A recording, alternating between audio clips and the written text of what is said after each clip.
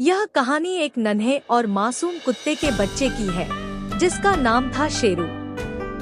सड़कों का सन्नाटा और नन्हा शेरू। शेरू का जन्म शहर की एक तंग और अंधेरी गली में हुआ था। उसके पास न तो रहने को घर था और न ही कोई गद्देदार बिछौना। कड़ाके की ठंड की एक रात थी और शेरू एक पुरानी फटी हुई बोरी पर दुबक कर बैठा था। उसकी माँ 2 दिन पहले खाने की तलाश में गई थी और वापस नहीं लौटी। शेरू की आंखें भूरी और बड़ी थी, जिनमें हमेशा एक डर और उम्मीद की चमक रहती थी। वह भूख से कांप रहा था, लेकिन उसके पास सिवाय सड़कों के शोर के और कुछ नहीं था।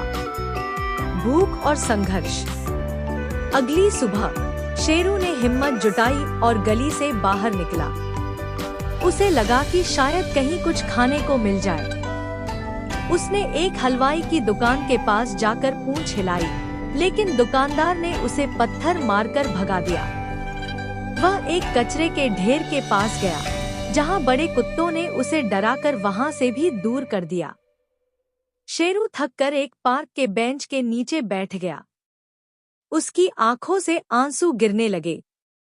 उसे समझ नहीं आ रहा था कि उसकी गलती क्या है। क्या सिर्फ इसलिए कि वह एक गरीब कुत्ता है, उसे प्यार पाने का हक नहीं? बदलाव की एक किरण। तभी वहां एक छोटा लड़का आया, जिसका नाम आर्यन था। आर्यन स्कूल से लौट रहा था। उसने देखा कि बेंच के नीचे एक छोटा सा जीव ठंड और भूख से थरथरा रहा है। आर्यन के पास उसके टिफिन में एक रोटी बची थी। उसने धीरे से रोटी का टुकड़ा शेरू की तरफ बढ़ाया।